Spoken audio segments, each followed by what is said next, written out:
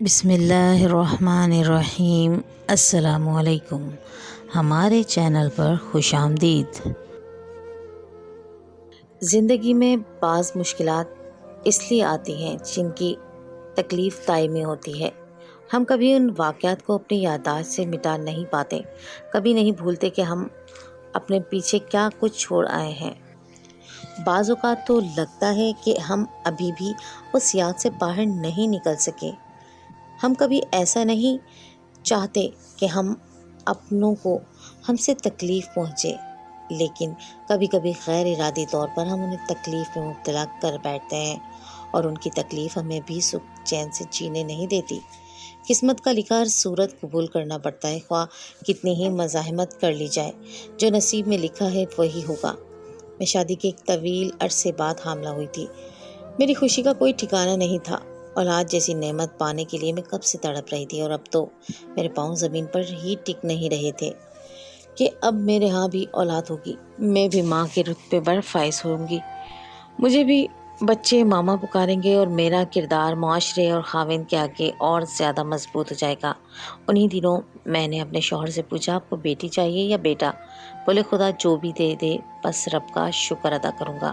انہوں نے ایک دلکش مسکراہٹ چہرے پر بکھیرتے ہوئے جواب دیا تھا، جیسے کوئی لازوال خوشی مل رہی ہے۔ میں نے بھی فوراً ان کے ہونٹوں کے آگے ہاتھ رکھ دیا اور سمجھاتے ہوئے کہا، نہیں، ایسے نہیں کہیں، یہ قبولیت کی گھڑی ہے۔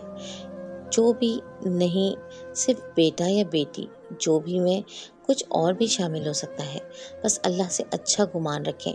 انہوں نے تھوڑا سا شرمسار ہو کر دونوں کانوں کو ہاتھ لگا کر کہا، اللہ تعالیٰ مجھے ہدایت دے۔ ڈیلیوری کے دن قریب آتے جا رہے تھے۔ میری ساس اور نند میری دیکھ بھال کرنے میں لگی تھی اور میری گھبراہٹ اور خوشی بھی بڑھتی جا رہی تھی۔ میری ساس نے مجھے سمجھایا کہ گھبراؤ نہیں، ہر عورت بچہ پیدا کرتی ہے اور خدا پیدا کرنے والا ہے۔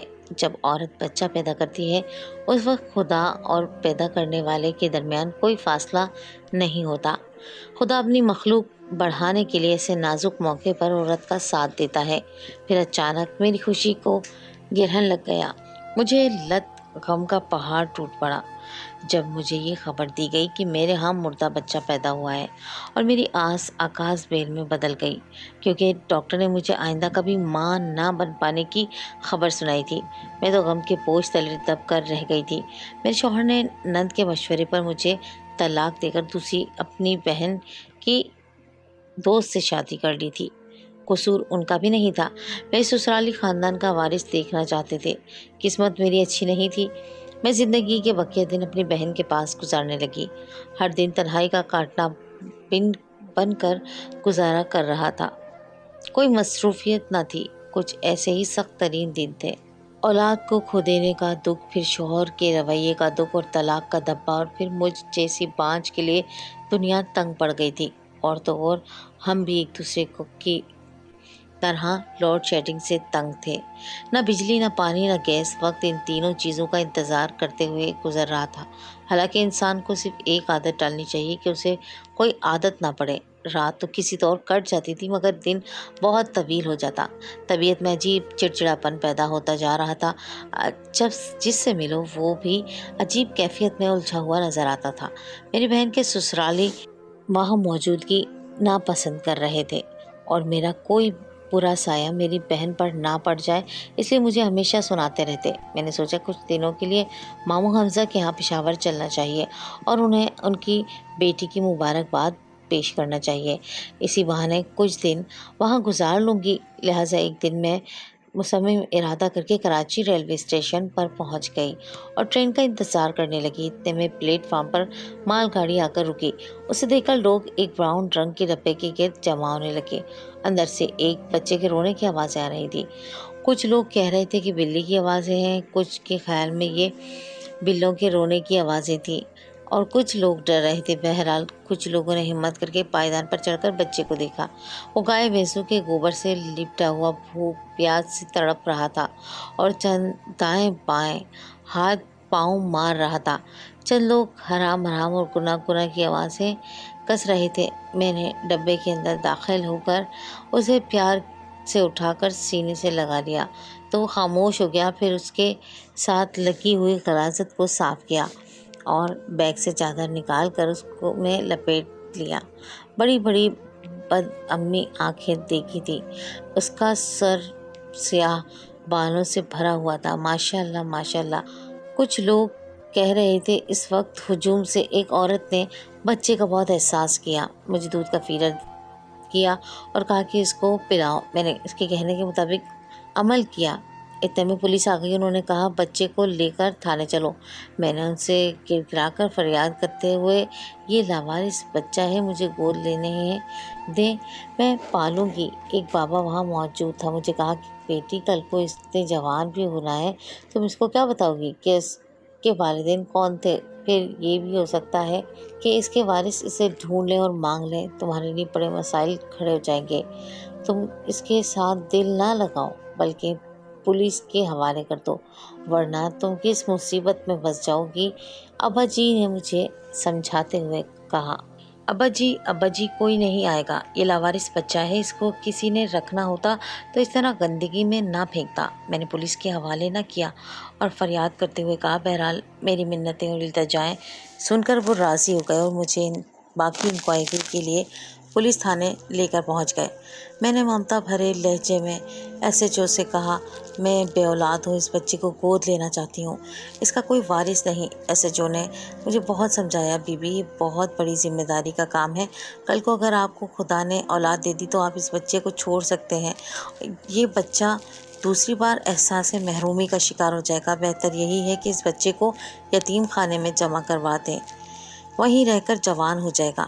میں نے اپنی سابقہ صورتحال ایس ایچ او کے آگے بیان کر دی تو وہ بچی دینے پر راضی ہو گیا۔ تب میں نے اسی وقت ایک ملازم کو پیسے دے کر مٹھائی منگوائی اور اسٹاف کو کھلائی۔ سب نے مجھے مبارکباد پیش کی اور کہا کہ اس کا نام نعمت اللہ رکھ، کیونکہ یہ اللہ نے تجھے معجزانہ طور پر اس نعمت سے نواز دیا ہے۔ میں نے عظیم جذبے کے تحت فیصلہ کر دیا کہ اس بچے کو پال پوس کر جوان کروں گی تاکہ مالک کائنات مجھ سے راضی ہو جائے۔ نعمت اللہ نے ابتدائی دنوں میں ہی مسکرانا شروع کر دیا تھا۔ مسکراہٹ سے اس کا چہرہ کھل کر چڑھتے سورج کی رنگت جیسا ہو جاتا تھا۔ دیکھنے والے مبارکبادیں پیش کرتے ہوئے کہتے تھے، لڑکے نے چھلے میں ہی مسکرانا شروع کر دیا، یقیناً بڑا ہو کر ہنسی کی پٹاری بنے گا۔ اس کا بڑا ہونا بھی ماشاءاللہ سے الگ ہی قسم کا تھا۔ دوسری بار کپڑے پہناؤ تو چھوٹے ہو جاتے تھے، عادتیں پتہ نہیں کس پر جائیں گی۔ جو مسکراتا رہتا ہے، ہاتھ پکڑنے کے لیے بڑا ہو تو گلے لگ جاتا ہے، سیر کرنے کے بہانے ڈھونڈتا ہے۔ خود ابھی بولنا سیکھ رہا تھا کہ دوسرے بچوں کی باتوں کا توتلی زبان میں ترجمہ کر کے بتا دیتا تھا۔ اسکول جانا شروع ہوا تو ایک بار سنا سبق اس کو ازبر یاد ہو جاتا۔ ناز برداریاں اس حد تک اندر چھپی ہوئی تھی کہ اپنا الگ صابن رکھتا، جیب میں ہر وقت رومال رکھتا، کپڑے بدلے جاتے تو استری اور جوتے پالش ہونے کا خیال بھی رکھتا۔ جیسے قد بڑھتا جا رہا تھا ویسے ہی حسن میں بھی اضافہ ہوتا جا رہا تھا۔ میں اب تو تمام پیار اس پر نچھاور کر رہی تھی کہ میں اس کی حقیقی والدہ ہوں، اس کی بہترین پرورش کر رہی تھی، اس کو اچھی اچھی باتیں سکھا رہی تھی۔ جوانی میں اس کے چہرے سے ذہانت ٹپکتی تھی اور اس کے کہکوں کی آوازیں سننے کو پسلیاں دوری ہو جاتی تھی۔ اس کے کہکے سن کر لوگ غم بھول جاتے تھے۔ واقعی اچھا کہکا وہ ہوتا ہے جس کو سن کر جس سے میں گدگدی ہونے لگی۔ چھوٹے لوگوں میں اس کا دراز کا کیکٹس کے پودوں میں ایروکیریا کے درخت کی طرح لگتا تھا۔ اس کے حسن کا جواب پورے علاقے میں نہیں تھا، اس لیے دنیا میں دو ہی کام تھے، کہکے لگانا اور سوچتے رہنا۔ جو لوگ اسے کہکے لگاتے ہوئے دیکھتے کہتے اس کے اندر غم چھپے ہوئے ہیں، اور جن بے وقوفوں کے آگے وہ بہت گہرائی کی باتیں کرتا کہتے کسی پاگل پن کے دورے پڑتے ہیں۔ جو لوگ اس کو بیک وقت کہکے لگاتے اور سوچتے ہوئے دیکھتے کہتے زندہ دل شخص ہے، اس کے ذہن میں عظیم خیالات جگہ بناتے جا رہے ہیں۔ وہ کسی نہ کسی چیز پر تحقیق کرتا رہتا تھا۔ میں نے اسے ایک ہی بات سمجھائی تھی کہ وہ خلق خدا کے کام کر کے عظیم انسان کہلائے۔ نعمت اللہ نے گھر کے ایک چھوٹے سے کمرے میں تحقیق لیبارٹری بنائی ہوئی تھی۔ وہ اور اس کا دوست سرفراز کئی گھنٹے لیبارٹری میں بیٹھے تحقیقی کام اور تجربات کر کے دستاویزات بناتے رہتے تھے۔ وہ دنیا کے حیرت انگیز واقعات کے بارے میں تحقیق کرتے رہتے تھے۔ میں سرفراز سے اس کی دوستی کی وجہ سے کافی بے فکر تھی، کیونکہ وہ ایک ہونہار لڑکا تھا۔ ہمارے ہمسائے میں ایک گھر کافی عرصے سے خالی پڑا ہوا تھا، اس دن فروخت ہو گیا اور وہاں ایک چھوٹی سی فیملی آ کر آباد ہو گئی۔ اس خاندان میں ایک لڑکی ربیہ بھی شامل تھی۔ میں کئی دنوں سے دیکھ رہی تھی کہ نعمت اس لڑکی میں دلچسپی لے رہا تھا۔ نعمت کو آہستہ آہستہ ربیہ کے لہجے اور خوبصورتی سے پیار ہو گیا۔ وہ ربیہ کو دیکھ کر ساکت بت کی طرح کھڑا ہو جاتا۔ ربیہ پری چہرہ دوشیزہ مجسم تھی۔ وہ بھی حسن میں اپنا ثانی نہیں رکھتی تھی۔ وہ اپنے سرخ خساروں پر لٹے لٹکائے اس کے ساتھ میں آ کر کھڑی ہو جاتی تھی۔ نعمت ربیہ کی چنچل اور شوخ اداؤں کا اسیر ہوتا گیا۔ موسم بہار کے کھلے ہوئے پھولوں جیسا رنگ تھا اس کا، بڑی دھوکہ باز کشش سے بھرپور شکاری آنکھیں چیز کی سرخ رنگ سے بے انتہا محبت کرتی تھی۔ کپڑے، جوتے، پرس، چوڑیاں، میک اپ کٹس، کمروں کے پردے سب گہرے سرخ رنگ کے استعمال کرتی تھی، جبکہ کتابوں پر کور بھی سرخ رنگ کا چڑھاتی تھی۔ نزدیک کی کمزور نظر ہونے کی وجہ سے اینک کا فریم بھی سرخ رنگ کا استعمال کرتی تھی۔ کبھی کبھی تو وہ کوئی ماورائی مخلوق معلوم ہوتی تھی، مگر پاؤں بےحد کھردرے تھے، شاید انہیں بنانے سنوارنے پر توجہ نہیں دیتی تھی۔ نعمت اور ربیہ کئی مہینوں تک ویب کام پر ایک دوسرے کو دیکھتے رہے اور چھپ چھپ کر ایک دوسرے سے ملتے بھی رہے۔ دونوں ایک دوسرے سے دور رہنا نہیں چاہتے تھے۔ ایک رات میں نعمت کے کمرے میں کھانے کی ٹرے لے کر گئی۔ وہ سینے پہ کاپی رکھے آنکھیں بند کر کے گہری سوچوں میں گم بیڈ پر لیٹا ہوا تھا۔ میں نے اسے باز پرس کرتے ہوئے پوچھا، تم سارا دن کو سوتے بھی ہو کہ نہیں؟ اگرچہ وہ میرا بیٹا تھا مگر مجھے اپنے دوست سمجھتا تھا، لہٰذا وہ رازداری والی باتیں مجھے بتانے میں خوف محسوس نہیں کرتا تھا۔ اس نے بڑا پیارا جواب دیا، ماں جی، میں نیند میں پیار کا بھی اپنا ہی مزہ ہے اور اجالے کا الگ سرور۔ جب ربیہ میرے خیالوں میں پھول بن کر مسکراتی ہے تو میرا ذہن تر و تازہ ہو جاتا ہے اور میں اس کے پرمسرت چہرے کے آگے شرما جاتا۔ کبھی کبھی وہ شرارتی آنکھوں سے بازو کھول کر شرارتیں کرتی ہے اور بہکی بہکی چالیں چلتی ہے تو میرا دل اس کی خوشبوؤں سے معطر ہو جاتا ہے اور خوشی سے دل میں کہکے پھوٹنے لگتے ہیں۔ جب نظریں چرا کر باتیں کرتی ہے تو مجھے اس کی مترنم آنکھوں میں ڈوبتے سورج کا گمان ہوتا ہے۔ وہ پرکشش نظروں سے پیار کے لیے خوشبو کی طرح ہر وقت میرے محصول میں گردش کرتی رہتی ہے اور اس قدر خوبصورت ہے کہ اس کا حسن ہر حسین چیز سے زیادہ حسین ہے۔ کیا تمہاری مسکراہٹیں اور کہکے بھی اس پر کچھ اثر انداز ہوتے ہیں؟ میں نے دلچسپی لیتے ہوئے پوچھا۔ میری مسکراہٹیں اور کہکے فرضی ہیں ماں جی، مجھے اس کا چہرہ ستاتا ہے، میری اس سے شادی کروا دیں۔ میں نیند میں بھی تڑپتا ہوں، کسی پل قرار نہیں آتا۔ کبھی کبھی اسے دوری کے غم میں میرے دل میں رونے کی شدید خواہش جاگ اٹھتی ہے کہ کہیں اس کو مجھ سے کوئی چھین نہ لے۔ نعمت نے ازردہ لہجے میں جواب دیا۔ میں نے احتیاطاً پوچھا، وہ نہ ملی تو کیا کرو گے؟ اس نے التجائی انداز میں فریاد کرتے ہوئے کہا، ماں جی، میرے کانوں میں پڑنے والے آپ کے فقرے نے عجیب سی بے چینی پیدا کر دی ہے۔ ایسا نہ ہو کہیں ہم دو رنگوں کی طرح ملا دیں جو ایک دوسرے سے غم میں ہو کر علیحدہ نہیں ہو سکتے۔ اس نے بھی تم سے کوئی عہد و پیما کیے ہیں؟ میں نے پوچھا۔ اس نے ہر حال میں میرے ساتھ جینے مرنے کی قسمیں کھائی ہیں۔ ساتھ ہی اس نے سینے پر رکھی کاپی کھول کر دکھائی جس کی پہلے صفحے پر ربیہ کی تصویر تھی اور اگلے صفحے پر تحریر تھا، میں ہر حال میں تمہارا ساتھ نبھاؤں گی۔ نیچے ربیہ کے دستخط تھے، اگلے اوراق پر بھی تصویریں اور کچھ ایسی تحریریں تھیں اور نیچے ربیہ کے دستخط تھے۔ لیکن محبت میں مرنا نہیں بلکہ ہر حال میں جینا بڑی بات ہوتی ہے، میں سمجھاتے ہوئے کہا۔ ایک دن نعمت نے میرے ساتھ ذکر کیا کہ ربیہ نے مجھے بتایا ہے کہ میرے والدین میری شادی کہیں اور کرنے والے ہیں۔ میں تمہارے علاوہ کسی اور سے شادی نہیں کروں گی، مگر میری بات کوئی نہیں سنتا، سب مجھے بیوقوف بنا رہے ہیں۔ میرا جی چاہتا ہے کہ میں تمہاری روح کے اندر چھپ جاؤں یا مر جاؤں۔ میں نے ربیہ کے والدین سے دونوں کے رشتے کے بارے میں بات کی تو انہوں نے بڑے واضح لفظوں میں انکار کر دیا کہ ہم برادری سے باہر شادی نہیں کرتے۔ ربیہ کا رشتہ طے ہو چکا تھا، میں نے ان کو پیشکش بھی کر دی تھی۔ اگر آپ نعمت کو گھر کا داماد رکھنا چاہتے ہیں یا ربیہ کے نام شہر کی باروغ جگہ پر زمین جائیداد خریدنا چاہتے ہیں تو میں اس کے لیے بھی حاضر ہوں۔ اس آفر پر بھی ان کا شکر کروں گی اور ان کا انکار نہیں کروں گی۔ میں نے اس بات کا بھی خدشہ ظاہر کیا کہ اگر دونوں نے کورٹ میرج کر لی یا گھروں سے بھاگ گئے تو دونوں خاندان عزت گنوا بیٹھیں گے، لہٰذا بہتر یہی ہے کہ دو محبت کرنے والوں کو گھر بسانے دو۔ ویسے بھی ان کی محبت اب کوئی راز نہیں، دونوں کی محبت کے قصے زبان زد عام ہیں اور عشق کا بھوت خود ہی چڑھتا ہے خود ہی اترتا ہے۔ اس کو ختم کرنے میں دوسرے لوگ بے بس ہوتے ہیں۔ اگر کچھ برا ہو گیا تو دونوں خاندان خاک چھانتے پھریں گے۔ بہرحال وہ اس بات پہ راضی ہو گئے، پہلے ربیہ کے نام کوئی جائیداد خریدی جائے۔ چند دن بعد میں نے ربیہ کے نام ایک مکان خریدا اور شادی کی تاریخ پکی ہو گئی۔ ایک دن ربیہ کی والدہ یعنی میری سمدھن بڑی گھر آئی ہوئی تھی اور مجھ سے رازدارانہ انداز میں پوچھنے لگی، بہن برا مت ماننا، مجھے لڑکی کے بارے میں کچھ معلومات حاصل کرنی ہے۔ آپ لڑکے کا حسب نسب بتائیں، یہ لڑکا کون ہے، اس کا آپ سے کیا رشتہ ہے، اس کے باپ کا کیا نام ہے۔ میں اس کی باتیں سن کر پریشان ہوں اور حقیقت کو چھپانے کی کوشش کرتے ہوئے کہا، آپ کو کسی نے بہکانے کی کوشش کی ہے، مگر وہ بس ضد تھی کہ میں نعمت کی باپ کے بارے میں جانے بغیر اپنی بیٹی کی شادی اس سے نہیں کروں گی۔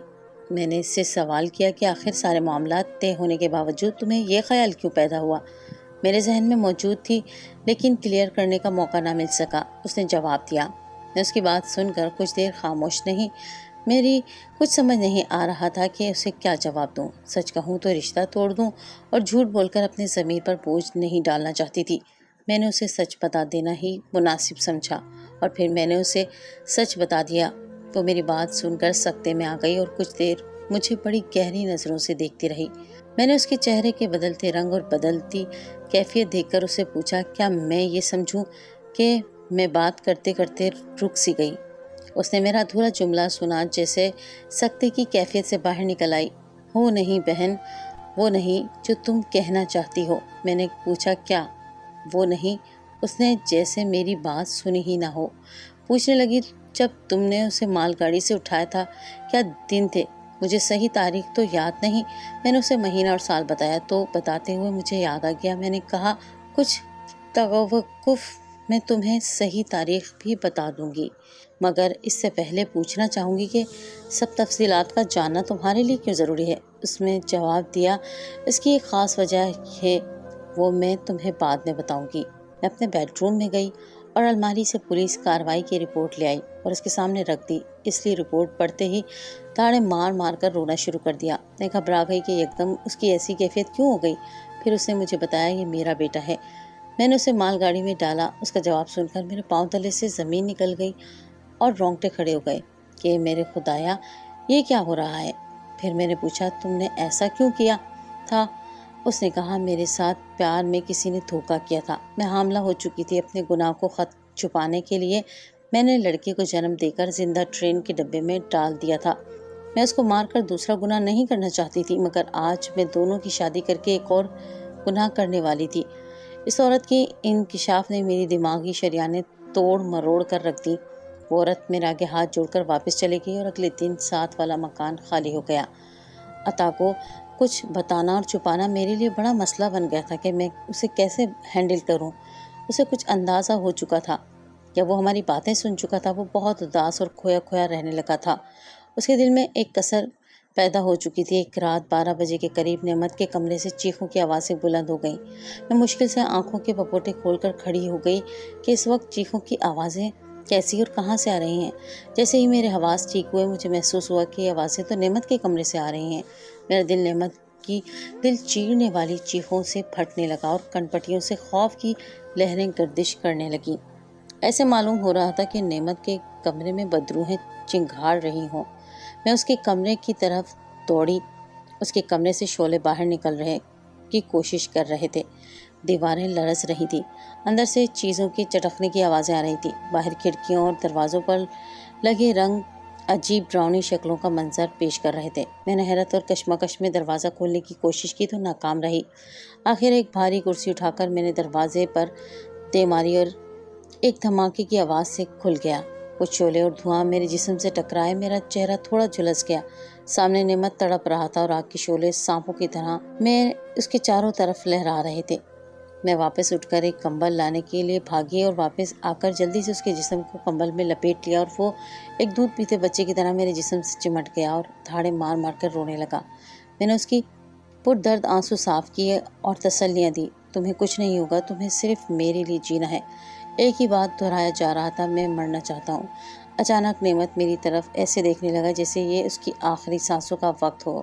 میں اس کے جسم سے جسم ہوئی تھی اور کوشش کر رہی تھی کہ اس کی ساری تکلیف کو اپنے اندر جذب کر لوں، لیکن تکلیف زدہ انسانوں کو بھی اس وقت تک موت نہیں آ سکتی جب تک ان کا رزق کرۂ ارض پر موجود ہو۔ اس کے کپڑے جل چکے تھے اور آنکھیں بجھنا شروع ہو چکی تھیں۔ اس کے نہ ماننے پر بھی میں نے اس کو پانی کا گلاس پیش کر دیا جو اس نے پیا اور آدھا کر دیا۔ میں نے فوراً گاڑی نکالی اور اس کو ہسپتال لے کر بھاگی۔ نعمت کا جسم کافی حد تک جھلس چکا تھا، بچ گیا، بس ایک ہی غم نے اس کی کہکوں بھری دنیا کو اذیت کی آگ میں جل کر پگھلنے پر مجبور کر دیا۔ گھناؤنی سوچوں نے اس کے جسم کو نوچنا شروع کر دیا۔ فکریں اور پریشانیاں اس کے ارد گرد کائیں کائیں کر کے اس کے حسن کا مذاق اڑانے لگی۔ ہر لمحہ اس کو ایسے محسوس ہوتا جیسے اس پر انگارے گر رہے ہیں۔ زندگی بچ گئی مگر گردن کے پٹے سکڑ کر ایک جگہ جم گئے۔ دونوں کندھے ہلائے بغیر اٹھ نہیں سکتے تھے۔ کمزوری اور نکاہت بھی، دوا اور کھانا بھی میں اس کو کھلاتی۔ اس کے روز بروز گرتی صحت دیکھ کر میں بھی دماغی پریشانیوں میں مبتلا ہو گئی۔ پہلے وہ تھوڑا سا پاگل ہوا، پھر زیادہ ہو گیا، آہستہ آہستہ مکمل سے بھی زیادہ۔ اس کے دماغ کا کچھ حصہ مر گیا مگر جسم پورا زندہ تھا۔ اپنی طرف سے دنیا میں وہ ہوتا اور اس کی تنہائی ایک بادل درد اس کے اندر بس گیا تھا۔ دنیا اس کو خالی خالی رکھنے لگی تھی اور وہ خلاؤں کو گھورتا رہتا یا خود کلامی کرتا رہتا یا کسی بھی کپڑے کو پکڑ کر گانٹھیں مارتا جسے اپنی طرف سے کسی کی گردن مروڑ رہا ہے۔ بعض اوقات وہ کولوں کے بیل کی طرح ایک ہی جگہ گھومتا رہتا۔ آہستہ آہستہ اس نے چیزوں اور لوگوں کو نقصان پہنچانا شروع کر دیا۔ بچوں کے لیے تو وہ اچھا خاصا تماشا بن گیا۔ وہ اس کو پاگل کی آوازیں کستے۔ اب میرے لیے اس کے سوا کوئی چارہ نہ تھا کہ میں اس کو پاگل خانے میں جاؤں۔ آخر پاگل خانے میں رہنے والے بھی تھے، کسی کے بیٹے، کسی کے بھائی، کسی کے باپ ہوتے ہیں۔ آج میرا راج دلارا، میرا نعمت پاگل خانے میں ہے۔ پتہ نہیں کون سے ایسے حساب ہیں جو وہ کرتا ہی چلا جاتا ہے مگر نہ اس کے حساب ختم ہوتے ہیں اور نہ ہی وہ خلاؤں میں سندیسے بھیجتا تھکتا ہے۔ میری زندگی زخم زخم ہو چکی ہے۔ قسمت کسی روٹھے یار کی طرح صبح کی چھایا بھی سر پر نہیں چھوڑتی۔ آپ سب سے گزارش ہے کہ دعا کریں خدا میری نعمت کی مشکل آسان کر دے اور ایک دکھی ماں کی ممتا بھی قرار پا جائے۔